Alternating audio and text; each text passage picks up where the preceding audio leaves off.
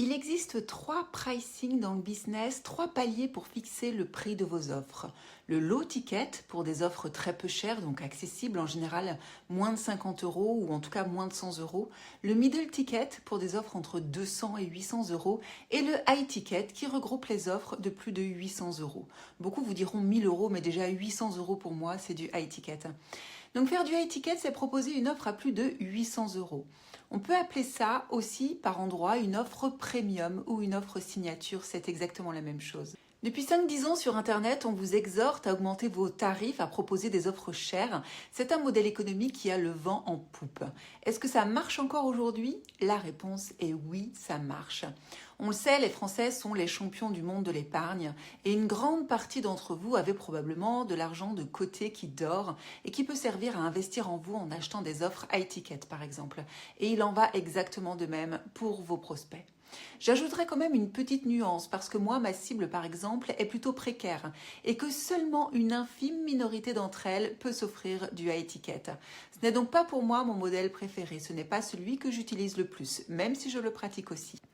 Donc s'il y avait déjà un premier conseil que je peux te donner, si tu veux vendre une offre chère, c'est d'avoir une cible qui a les moyens d'acheter cette offre chère. Donc choisis une cible qui a le pouvoir d'achat pour ton offre, d'où l'intérêt de choisir son modèle économique selon le pouvoir d'achat de sa cible.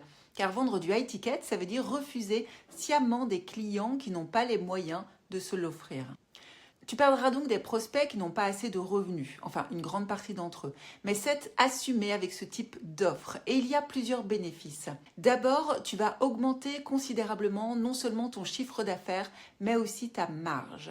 Ensuite, les personnes qui rentrent dans ton offre sont plus investies et ont plus de résultats.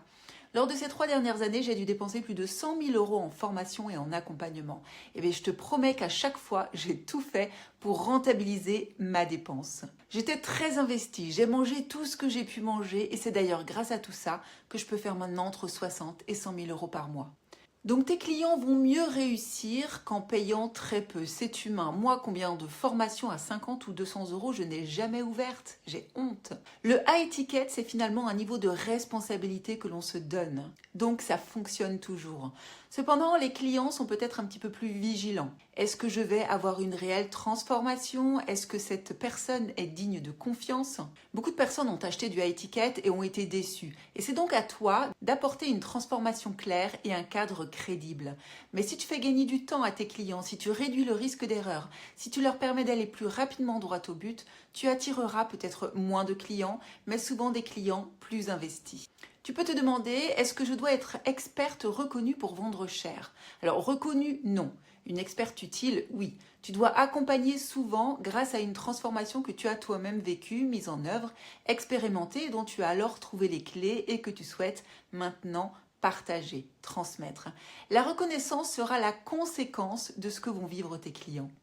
Donc si tu résous un problème urgent, un problème qui génère du stress ou de l'inaction, un problème qui coûte cher, un problème qui empêche les personnes de décider, si tu apportes de la clarté pour faciliter et faire gagner du temps, et si tu assumes une posture claire où tu poses un cadre à une cible bien précise, tu n'as pas besoin d'être reconnu pour vendre cher. Tu peux te demander maintenant si tu es légitime pour vendre à ce prix. Alors ça va peut-être te faire bondir, mais la légitimité n'est pas un sentiment, c'est une décision. Beaucoup attendent de se sentir légitime pour vendre une offre chère, mais ce sentiment arrive rarement avant, parce que la légitimité n'est pas une émotion, c'est une posture. Et cette posture repose sur la clarté de ce que tu proposes, sur l'honnêteté de ta promesse et sur la responsabilité que tu assumes. Pas du tout sur le nombre d'années d'expérience que tu as, de diplômes ou d'abonnés. Ça nous est complètement égal. En vendant plus cher, tu deviens une autre personne, tu deviens plus sélective, plus structurée, plus responsable, tu offres plus de qualité, tu changes de rôle. Par contre, tu peux avoir peur de ce qui disparaît quand tu vends cher, car tu perds parfois l'approbation de tout le monde, voire même tu reçois des critiques. Tu perds le confort de plaire à la majorité. Et tu perds bien sûr les prospects qui ne sont pas prêts. Tu perds aussi l'excuse du « je débute ». Tu dois maintenant assumer les promesses que tu donnes. Un prix élevé te fait perdre certaines sécurités, mais t'en donne d'autres. Donc la question à te poser n'est pas « suis-je légitime ?», mais plutôt « suis-je prêt à assumer la responsabilité qui va avec ce prix ?» Là, tu te demandes peut-être, qu'est-ce qui justifie justement un prix élevé? Concrètement, qu'est-ce que c'est? Alors, ce n'est ni le temps passé, ni le nombre de modules, ni les bonus que tu offres. Un prix élevé se justifie par ce que tu prends en charge à la place de ton ou ta cliente. Quand quelqu'un paye cher, il n'achète pas plus d'informations ou plus de contenu. Ça, on peut le trouver sur Internet, sur YouTube, avec les intelligences artificielles. Par contre, cette personne achète une lecture claire de sa situation, une direction précise, une hiérarchisation. En fait, on paye cher pour arrêter de douter, pour savoir par quoi démarrer et comment démarrer. Donc si ton offre permet à quelqu'un de savoir quoi faire, savoir quoi arrêter et savoir dans quel ordre agir, déjà le prix est en partie justifié. Un prix élevé se justifie aussi par la réduction du risque. Tes clients vont payer pour éviter les erreurs, pour gagner des mois, voire des années, pour ne pas s'éparpiller. Le cadre va les rassurer. Et je te parlais tout à l'heure de responsabilité. On la retrouve ici aussi. Un prix élevé se justifie par la responsabilité que tu assumes. Quand tu vends cher, tu n'es plus une prestataire ou une exécutante. Tu deviens responsable du cadre, garante du processus et gardienne de la promesse que tu as faite. Et enfin, un prix élevé se justifie par la transformation que tu proposes. Encore une fois, pas par le contenu. On paye un prix élevé pour un changement réel, une bascule, un avant et un après. Absolument pas pour une liste interminable de vidéos ou de PDF. Souvent, j'ai cette question aussi, est-ce que je dois absolument passer par des appels de vente? Alors la plupart du temps, oui. Si ton offre est à plus de 800 €, tu dois passer par des appels, surtout si tu débutes. Ça paraît logique, plus tu achètes quelque chose de cher, plus tu as besoin d'avoir confiance.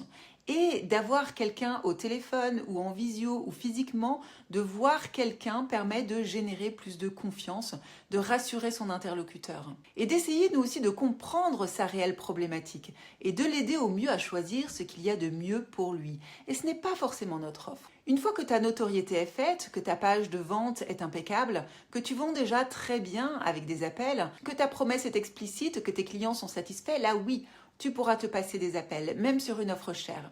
Mais attention, c'est beaucoup plus dur. Et ça demande beaucoup de maturité entrepreneuriale. Moi, par exemple, je passe toujours par des appels et je crois que cette vidéo vient de me faire shifter. Et je crois qu'il est temps pour moi, au bout de 3 ans, d'essayer sans appel. Et d'ailleurs, voici les prochaines questions que tu te poses peut-être. Et si personne n'achète à ce prix-là, et si je me prends des refus en pleine face?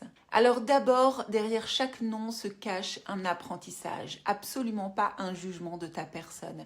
Et c'est super important de comprendre ça. Si personne n'achète à ce prix-là, c'est probablement que tu n'as pas la bonne cible en face de toi, ou alors que ce n'est pas le bon moment pour elle. Ou alors c'est que ton offre n'est pas assez transformative ou que ton message n'était pas assez explicite. Parfois c'est aussi un problème de timing. Tu es trop en avance sur ton marché ou trop en retard. C'est donc que tu es en phase d'apprentissage. Tu dois comprendre ce qui ne va pas. Discute avec ta cible et ajuste une variable à la fois. Soit la promesse, soit la cible, soit le cadre, soit la façon de le présenter. Maintenant, si quelques prospects achètent, même si cela ne te semble pas suffisant, c'est que tu es sur la bonne voie. Tu assumes enfin un cadre clair et c'est normal que tout le monde n'achète pas ton offre. Allez, dernière question que tu pourrais te poser. Est-ce que ce modèle est compatible avec la vie que je veux ?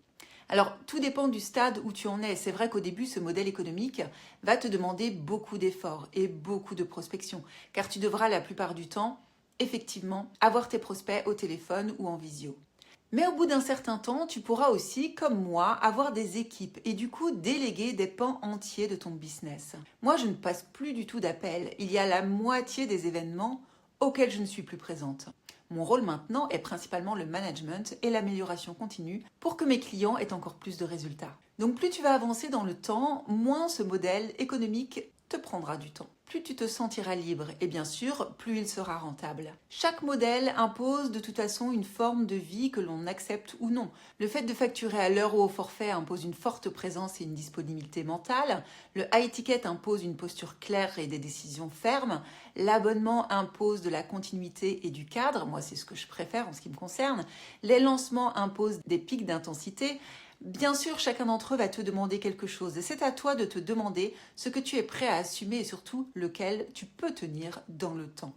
Donc demande-toi si le modèle que tu choisis te laisse de la place pour vivre. Demande-toi si tu dois te forcer en permanence. Ton modèle doit te servir et te permettre de vivre la vie que tu veux. En ce qui me concerne, j'ai 2 business différents maintenant avec 2 modèles économiques différents. L'un avec du high ticket et l'autre avec de l'abonnement. Encore une fois, je préfère le modèle de l'abonnement, mais je suis contente aussi du high ticket. Les objectifs et le quotidien ne sont pas du tout les mêmes. Très clairement, avec le high ticket, tu cherches de la marge, de la rentabilité. Avec de l'abonnement, tu cherches de la continuité, de la sécurité. Les deux sont très enrichissants. En tout cas, je te souhaite de trouver le meilleur pour toi. Abonne-toi à ma chaîne si tu as trouvé ce contenu inspirant et surtout, prends bien soin de toi.